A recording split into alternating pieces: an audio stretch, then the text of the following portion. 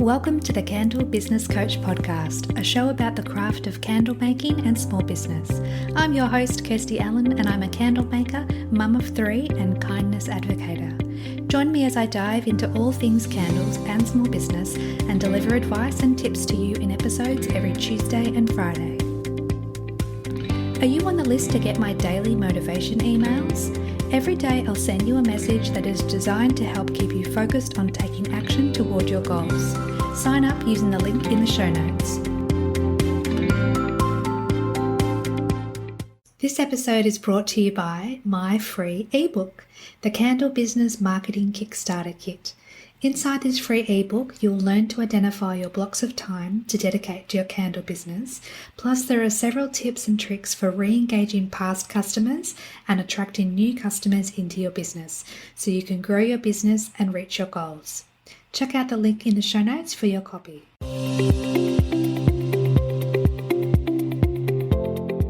Welcome back to the podcast, my friend. Today I have the lovely SHAE from Eiluxe Candle and Soap Supplies with me to chat about fragrance oils, how they're made, how to choose the best ones, and how to find your top scents for your business. So, SHAE, would you like to tell the listeners a little bit about yourself? Yeah, sure. I don't really know where to start. We've been operating now for about, I would say, 2.5 years, creeping up maybe close to 3. And yeah, I've worked in the industry for a long, long time. And then obviously, you know, when Corona sort of hit, there was a shortage of fragrance oils. So I left working for the bigger companies and started working on my own and doing it for all of everybody, really. Amazing. So for those that don't know you or haven't heard of you before, with your business, you actually manufacture fragrances? That's correct, yes. Amazing. So tell us about that process. Like, how did it begin? Like, what's the origin story? Oh, I don't know. I don't really know the origin story to say, per se. It just sort of did begin one day. And yeah, we just sort of were working for a lot of the bigger companies and then, your glass houses and all those kind of, bigger companies. And then, yeah, I just thought, you know what? I just want to go out on my own and kind of make amazing fragrances for everybody to kind of have, because there just was a real big lack of it, and I could see it coming. And then obviously when Corona kind of struck and, Aroma had nothing and everyone was desperate for their fragrances, I had a lot of people approach me to, make them for friends of friends. And that's kind of how it all started. Yeah. Yeah, I love that. It's so amazing when we have those sparks of ideas to create something new when there's a need for it in the market, but also when it's something that we're passionate about as well. Yeah. So how long have you been manufacturing fragrances for? Like, how long have you been in the manufacturing industry, I guess I should say? Oh, probably about 5 years. Yeah, incredible. And what sort of led you to this path in life? I really have no idea. I love fragrance. I love all things smelly. So yes, I love that. I think that's where everyone kind of starts. They start by just having that love of finer fragrances and just everything. It's kind of like an obsession, and that's our motto: become obsessed, because it does become obsessive fragrance. And you go, oh my God, I want everything to smell. I was like, oh, I want to make scented toilet paper, and I just want everything to smell good. And I think that's kind of where it all begins. And a lot of candle makers will tell you they sort of did that. They started out buying from people who were making it and then got that, inkling to kind of just do it themselves. So yeah, that's kind of where mine did come from, just that love of fragrance. Yeah, I love that. And it's so interesting because often when I speak to different candle makers, they say that their passion became an obsession with candles, purchasing them themselves. Yes. And then one day that idea sparked in their mind. I thought, well, why can't I do this myself? Why can't I make candles? Surely it's easy. Surely I can figure it out. And then the process of researching and learning and discovering how it all comes together starts. And yeah, it definitely becomes an obsession. Yeah, I agree. So what's the meaning behind your business name? Where did it come from? Honestly, it's the first, it's come from my kids' names. So oh, I love that. And I had the hardest time trying to find a name. It was just one of those weirdest things, when you go through all the names and I noticed there's a lot of names, in the industry that are very similar. And I didn't want something similar because I didn't want people to get confused. So I, did something completely different. Amazing. That's so sweet that you've tied it into your children's names. Yeah. I love that. So thinking back, so 5 years ago when you first started manufacturing fragrances, and then about 3 years ago when you started Eiluxe, how did it all begin? Like, what was the process like? Was it overwhelming trying to learn everything, or did you have already past experience and knowledge that you could bring to the table? I mean, I guess it seems overwhelming, but it then just becomes second nature. So you just kind of, it's like anyone who does something for a job, it just becomes part of the process. So until you've it seems overwhelming and it seems daunting and it seems hard, but yeah, it does. It just becomes second nature. So it's not really, really that hard. Yeah. Yeah, I think when we start something new, no matter what it is, we do feel like it's a mountain that we have to climb. And then once we're on the journey, it's like, oh, this actually isn't too bad. Like you figure it out along the way. There's Google and YouTube, and there's plenty of ways to find answers to questions these days. Even AI can help you, find answers. So artificial intelligence can help you find answers. So it's interesting the journey we go on when we start the process, and it goes from overwhelming and not sure if we can do it to then, oh no, this is actually, as you say, just second nature. Yeah. So what is your approach to creating new fragrances? We just, at Eiluxe, we just want to be different. That's our main thing. And basically, just to bring out things that other people don't have. I mean, we've got some that, everyone's got their kind of staple pieces that everyone kind of wants. But yeah, it's basically just to bring out new and exciting things, because at the end of the day, it's all about, you guys having something new and exciting to release to get the customers in. So if you've got the same old boring stuff, it's never going to work. So yeah. Yes, I love that, because honestly, there's only so many vanilla candles that you can smell. I know. And you know what? It is hard to keep finding new ones to bring out. Like, it really is. And there's just it's funny because some of the ones that you make, they're just phenomenal, but they don't kind of catch on. I call them our hidden gems, and I've got a few customers that will ring me and go, oh my God, what is something that is like phenomenal that hasn't cottoned on yet? Like people haven't gotten wind of yet. So yeah, we do that. Do you find though, sorry to interrupt, do you find that when a new fragrance comes out that it can be harder to sell initially because it is new? Depending what it is, obviously. So your designer dupes, not really, because people kind of already have an expectation from them. They know what they are and what to expect. But other ones, it can be difficult. They can just sit there for a bit until people kind of catch wind of them. I always say it takes about 6 to 12 months for a fragrance to really take off. Interesting. And why does it take 6 to 12 months is a long time? It is. It's just really about people buying it and then obviously using it, and then they get their feedback from their customers, and then it kind of just filters through, and then more people start to use it, and the candle makers, give each other feedback, and so it does take a while. Yeah. Okay. Well, that makes more sense, because you think about the supply chain and when it eventually reaches the customer, then they burn the candle, and that makes sense. Yeah. So without revealing too many industry secrets, can you describe the process of creating a new fragrance? Look, it's all about, it depends how you create it. It depends whether or not you're copying something, in which case, you start by running it through the machines, checking the pings, doing all that, getting the raw ingredients together. Sometimes it's not all that simple. There's, I'm going to say, hundreds and hundreds of raw ingredients. It takes before you will kind of get it right. There's a lot of, quality control. There's a lot of stuff like that. So you won't always get it on your first attempt. And even we will, maybe release something, and then customers give feedback, and then you go back and go, look, we're going to recreate it, or we're going to, substitute this and substitute that, and see if we can get it stronger or get a better burn, or just certain things like that. So yeah, it is a bit of a process. Yeah, no, it sounds like it's quite involved and not as simple as one might think. And that's the thing that people don't seem to understand either. Just because a certain fragrance doesn't work, say, in a candle or in a diffuser, it doesn't mean it's crap or it's poorly made or anything along those lines. Not every fragrance is suitable for use in every application. It just is what it is, Yeah, that's right. It's about educating not only the candle makers, but then the customers, that's the end user.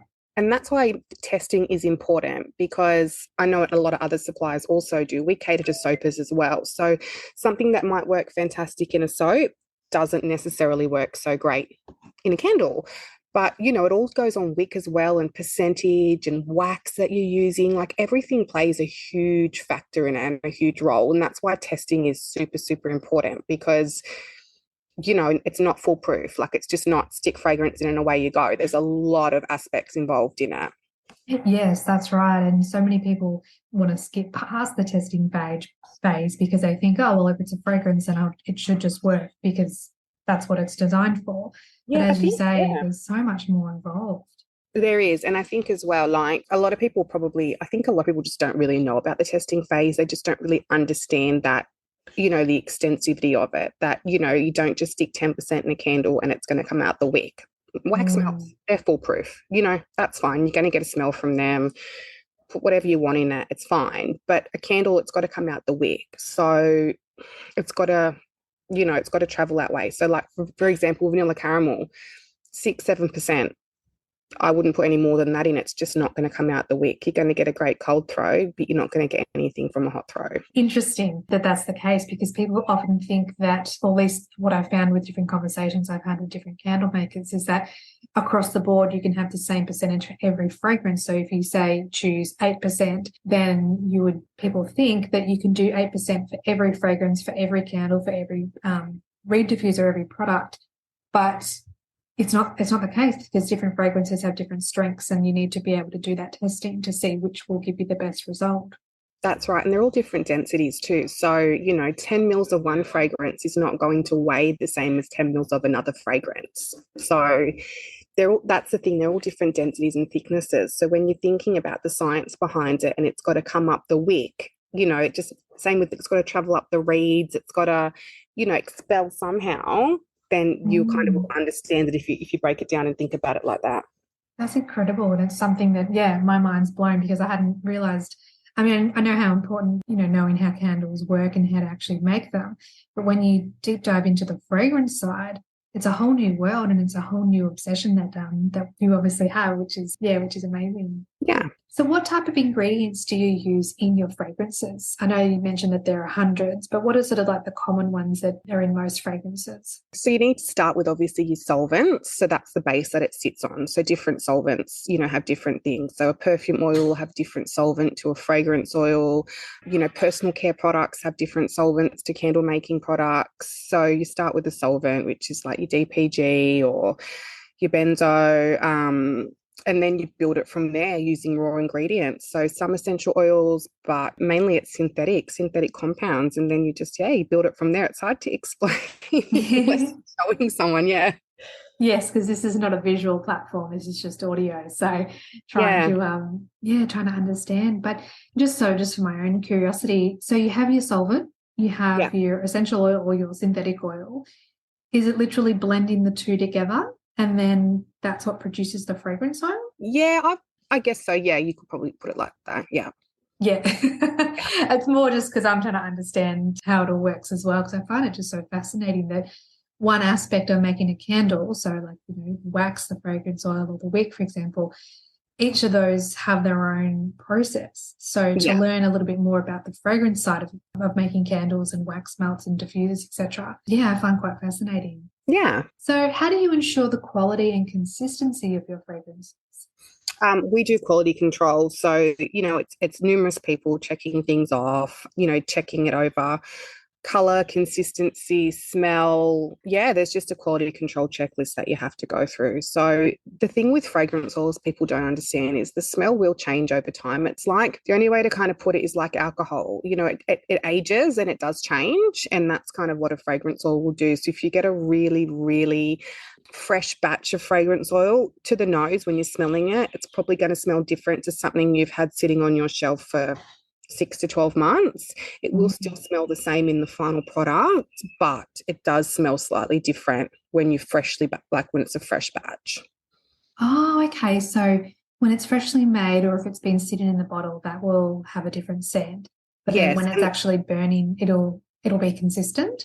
That's correct. Yes. That's really and interesting. that's the same. Like, people will smell things from the bottle and they go, oh, yuck, don't like this, don't like it. It smells like acetone or, motor oil or God, I've heard it all. Yeah, And sure. you just go, oh my God. And the thing is, you're just smelling like all the volatile raw ingredients in the neck of the bottle. You haven't put it on a stick. You haven't put it in a product. It will smell different in every product. It smells different in a room spray base, in a candle, in a diffuser. It smells different on a wax melter, electric versus tea light, depending on the heat. Yeah. It smells different in all applications. So, you really got to just, don't say you hate something from smelling the bottle, or even some people will say, oh, I can't smell it, it's weak. You got to put it in the product, because at the end of the day, it's actually made to work with the product. That's what it's, when we're making it, we're not worried about how it's going to smell out of the bottle. You're worried about how it's going to combine with the product and how it's going to burn and how it's going to release its fragrance notes, et cetera, et cetera. So, Yeah. yeah, sometimes you'll do yourself an injustice by just going, no, I don't like it, and, putting it to the side because it smells completely different once you've used it.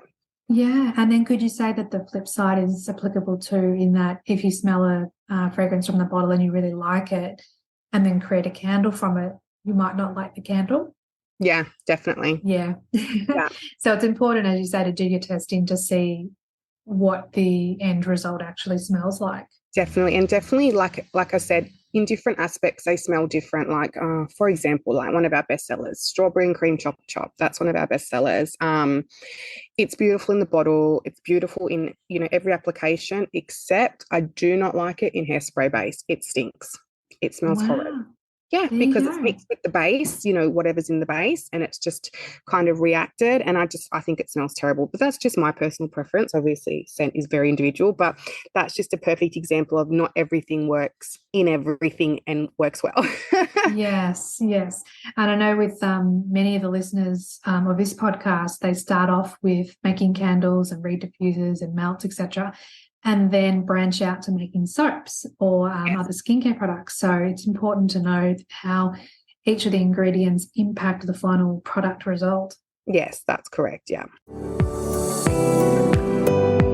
When you start your candle business, there are so many things to consider and research along the way, especially when it comes to choosing the right suppliers. Long Story Short provides all your design and printing needs, from your logo and branding to designing and printing your product labels. The quality is exceptional, the customer service is amazing, and prices are very reasonable. They're the only label company I recommend, so check out their website or send them an email today to get started. hello@longstoryshortdesign.com.au.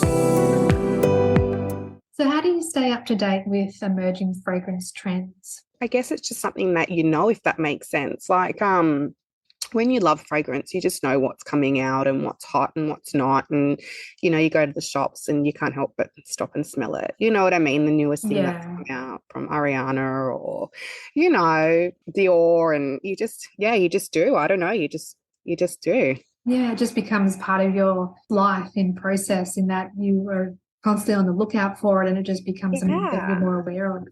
We do get a lot of requests too. But you do just know when you smell a fragrance, you'll just know that it's going to work in something. You know what I mean? Like, you'll just, like, for example, Yeah. when I smelled the Billie Eilish, I was like, yeah, I love it. That's going to have to go in a candle. So we made it. So other ones you Oh, go, oh, yeah, I don't really think that's going to do very well. Like, we've had lots of requests for the Sol de Janeiro. It's the pink body spray, the floral one. And I just smelt it and went, there's no way in God's earth this is going to work. In a candle, wow, it's just yeah. not. Like, Yeah.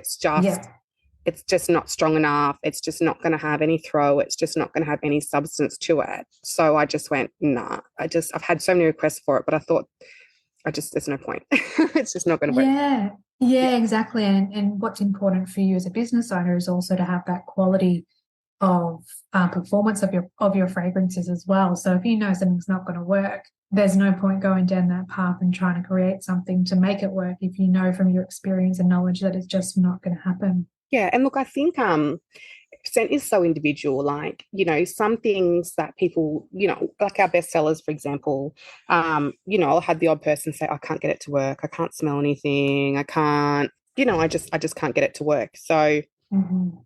you can't please everyone. Yes, that's right. You can do your best, but yeah, But not you're not never going to everything's going please to work. everyone. I've learnt that the Yeah, hard way. yeah. So what is your business's commitment to sustainability and ethical sourcing of fragrance ingredients? I don't really know how to answer that. That's okay. Yeah, like, I mean, obviously we don't physically go and mine them or source them. So it's hard for me. I just buy them obviously from, the big manufacturers. So, but when we do things like, on the other flip side, when we do like Mika and all those kind of things, we make sure they're sourced ethically. Same with glitter, no child labor, none of that it's all done above board and it's all done, with sustainability in mind. So yeah, basically I think our aim as a business is to obviously buy Australian made where we can. That's what we do. That's our first and foremost. Anything else that we get, we obviously have to make sure it's all done properly. Our soy wax and all of that, like it's all mined properly and that's all done above board. So, but yeah, as for the raw ingredients aspect of it, there's not many places you get them from. So yeah. No, that makes sense. So you can only purchase your products from what's available out in the industry. Yeah, but I think just as a business, our main aim really is just support everybody, do the best that we can in the tough times that's coming. And I think people will know the suppliers that are doing what's best for everybody and the ones that aren't. Yes, that's very true.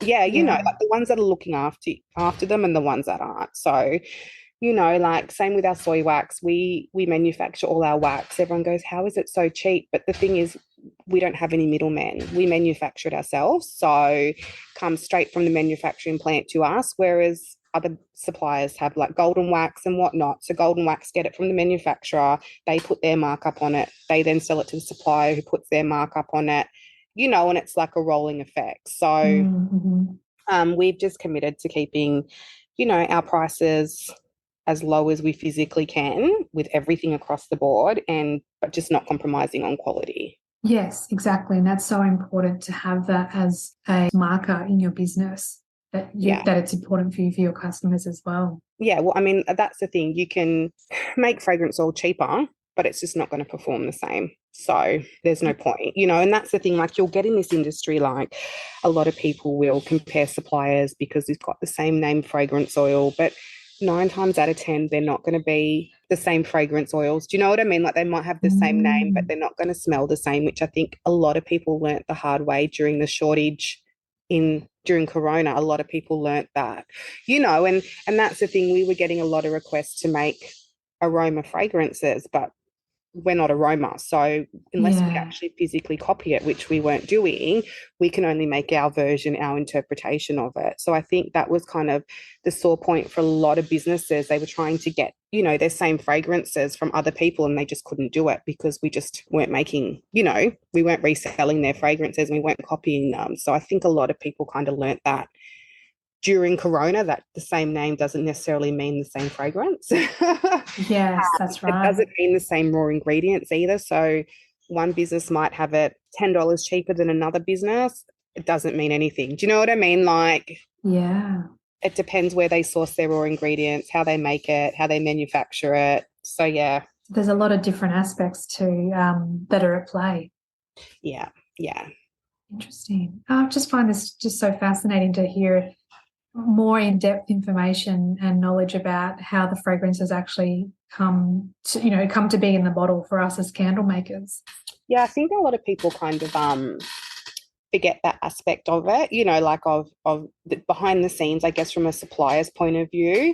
You see all over the forums like things about like prices and all kinds of stuff, and I just think it's so different unless you're on the other side of the fence to kind of see exactly what happens and why something's priced a certain way and why something doesn't perform. And yeah.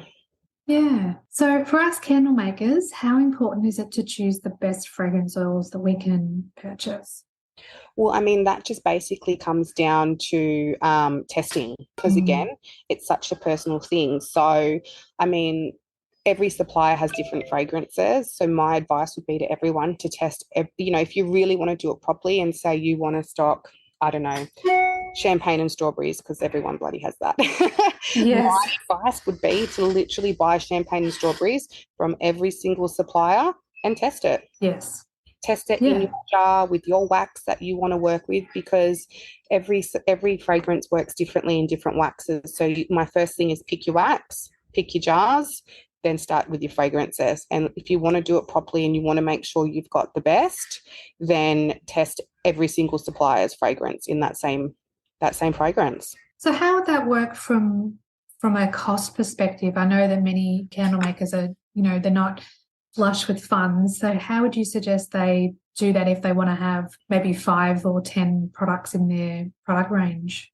Well, most suppliers do sell the small bottles, so I would definitely start with small bottles. I have lost track of how many people buy a big bottle and then go, oh, I don't like it, or I want my money back, or I want to swap it for something else. You have to start with smaller bottles because, like I said, your favorite supplier, they might not, champagne and strawberries might be better from aroma. Do you know what I mean? Like, you've got to make an informed decision. I'm all for making informed decisions. I say the same when you're working with wax. You have to make an informed decision. You have to try everyone's wax. It's all a very personal thing. What someone else loves, you may not. Yes, there's not just pick one wax and go with it and hope for the best. And I feel like it's not just pick one supplier and go with it either, because I feel like because all of our fragrances are so different, you might like some from one and then something else from another. So it's hard to just have the one supplier. I think you kind of got to, I just feel like to make an informed decision, that's what I would be doing. I'd be buying everyone's and testing them. Yes. And as you say, they come in the small sample size bottles so that you can actually do that and test different suppliers of the same fragrance. Yeah. So how many different fragrances would you recommend a candle maker start out with for their range? I would probably say about 10. I think 10's a nice number that you can kind of cater to everyone, because you kind of got to have something. You can't just have 10 floral because not everyone likes floral. You know what I mean? So you've got to have you've got to have something from every category. So as I say to all my customers, I would start off with a core range, ones that you've tested that, you absolutely, that you love, that, your customers love, that perform really well, because at the end of the day, you want something, you want your business to have a name that says, all these candles perform. You don't want your customer to buy one and say, oh, this one's crap. Do you know what I mean? If you're going to do something, do it properly. That's just always my advice. But and then introduce limited edition fragrances, which is what a lot of my customers do. When we release collections, they'll pick a few from each collection to do limited edition, get feedback from their customers, and if it's popular and they love it, they'll keep it in their range. And that's a good way of expanding your range slowly without obviously spending a fortune trying to come off the bat with 20 or 30 fragrances that no one's going to try all of them anyway, because it's overwhelming. Yes, and that's something that I do see quite often, is people will assume that if they have more scents to choose from, that they'll get more sales. But often when you go to their website, there's just so much going on that it can actually be quite off-putting. Yeah, I agree. That's the thing, and it's you don't have time to probably test all of those fragrances anyway. So you just I just feel like stick with 10 when you're starting out, and then learn every fragrance that you introduce, and then go from there. Is there anything else you'd like to share about fragrances or the manufacturing side or anything in general? Just basically, like I've already covered, just don't discount a fragrance, from smelling it from the bottle, because, you will do yourself an injustice. So that's really my only thing, because if you think about it logically, even when you mix it with a base, like for example, like a room spray base or a diffuser base or whatever, people will say, oh, I can still smell alcohol. It doesn't smell right when I mix it. But things that people forget is you don't go to Priceline and smell a perfume. You go and you spray it on a card or you spray it on your skin. You don't rip the lid off and go, this smells like alcohol. Do you know what I mean? Like, because everyone gets so hung up on what it smells like, made up kind of thing, they forget that it has an application, that it has to either burn or that it has to either spray, hit the air, become aerated, hit your skin. So I think people kind of hang up on that too much, smelling what it smells like out of a bottle or mixed with a product. Yes, exactly. Or actually doing the final application. Yeah, there's such a science to the fragrance side and to activating the scent so that it performs as it should. Yeah. Why is the cold throw and the hot throw different? Well, when you manufacture the fragrance oils, they will, like I said, different applications smell different. So you mix it with the base, be it your room spray base or be it your wax, when it sits cold, it obviously sits in that position. But when you're adding heat to it, different fragrance notes come out based on different amounts of heat. So if you've got an electric burner, for example, or you've got a tea light burner, the tea light burners burn a lot hotter. So it will smell different than what it will in an electric burner. It just different fragrance notes come out based on heat. That's so interesting, especially like if you've got a candle that has one wick as opposed to like the larger ones that might have 4 or 5 wicks. Yes. And it's not just that you're turning the volume up on the fragrance, you're actually releasing different notes, which is, yeah, interesting. That's right. And I'm all for, I believe then in more wicks than not, if that makes sense. Yeah. Because if you think about the science behind it, the wick is what is releasing that fragrance. So if you have 1 wick versus 2 wicks, you're going to get a better fragrance release out of 2 wicks than you are out of 1 wick. So obviously you're going to be saving money wicking it once, but if you can wick it twice but smaller, you're going to get a smaller flame. It's not going to get as hot. It's going to be safer, and you're going to get more fragrance release than just having 1 wick. I love that. Such good advice and good industry secrets revealed here on the podcast. So we've come to the part of the podcast where I ask my guests 3 questions, all relating to candles. Mm-hmm. So what is your number 1 favorite candle fragrance? Oh, that's a hard one. It is. I actually think it's Vanilla Caramel Affair. Wow. Okay. Interesting. Yeah. Why is that your favorite? I just love it. I don't know, but I go through phases where I have like different favorites when we release it. Like at the moment, my favorite is Ralph by Ralph, but yeah, okay. It's so nice. But yeah, but I think my all-time favorite would probably be the Vanilla Caramel Affair, which is the dupe of the Taha Affair from Glasshouse. Love it. So good. Yeah. Number 2, what do you love about candles? The smell. Yeah. I thought you might say that. And I feel like, I feel like everyone can resonate when I say this, but nothing better than cleaning the house and then lighting the candle, because it's like the final thing. It's like, I've just cleaned this. It's great. And that's what people do. I just think they find them like, relaxing and just, part of routine. Yeah, no, I definitely relate with cleaning the house and then lighting a candle, because you can't do it before you finish cleaning. It's like a little reward. It's like the reward for it. Yeah. It's like the final sign off. Yes, and then you can put your feet up on the couch. And then the last question is, what is one piece of advice you'd like to give to candle makers during their journey? Don't give up. I think a lot of people, they give up because they don't get, enough sales or, but the thing is, it's all about just getting your brand out there. So it's, don't give up and do it properly. That's probably my best advice. If you, like I said, do your testing, start off on that note first, because otherwise, if you're not releasing good stuff, you're not going to get traction. Sales. Yeah, that's right. It's so important. I feel like many people want to skip through the testing phase, and honestly, it can take months and months to be able to, and that's for each product, to find the right wick and the right fragrance load and the right jar and the wax and everything. It's not as easy as just, throwing the components together and calling it a day. It actually needs to be tested. You need to be doing your testing and doing your due diligence to find the right and safest candle for your customers.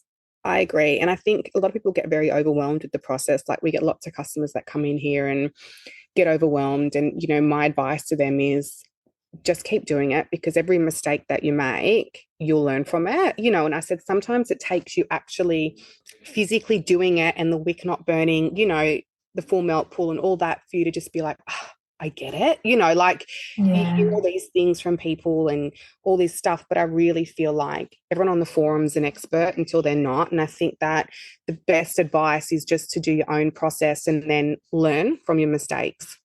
Yes, I would 100% agree with that. And just, just keep playing around with it, because at the end of the day, you will nail it. You've just got to be patient, and you're not going to sell 1,000 candles overnight. I mean, it is a very flooded market. There's a lot of candle makers and there's a lot of competition. Even in the supply industry, there's a lot of competition. So I just think, stay in your lane, do your thing, be different, and just have good quality products and do your testing. I love that. It's, very sound advice. Well, thank you so much, Shay, for being part of the podcast today and My sharing your pleasure. wisdom when it comes to fragrance and all Hopefully things I help fragrance someone. love. Yes, well, you've definitely helped me. I've learned so much from this chat. So, for anyone that is listening and would love to connect in with either yourself or your business, where can the listeners learn more about you? We're on Facebook, Instagram. We do have TikTok, but I'm a bit old and I don't really get how to use it. So I'm not really on that very often, but my daughter keeps telling me, she's 14, you need to get on TikTok, you know. I'm like, okay, Lovely. okay. But yeah, and we've got a showroom here in Sydney. So yeah. If anyone wants to pop down and say, hey, I heard you on the podcast. Yeah, you can shop over the counter, you can smell it, you can get advice. Yeah, we're always happy to help. I love that. So I'll leave links in the show notes for everything so that people can click through and find you. Yeah. And yes, thank you again so much for being part of the podcast. I really appreciate it. No worries. Thank you. Thanks everyone for listening today. I hope this episode added value to your candle making journey. Check out the show notes for all the links mentioned throughout today's show, and please subscribe to the podcast so you don't miss any future episodes.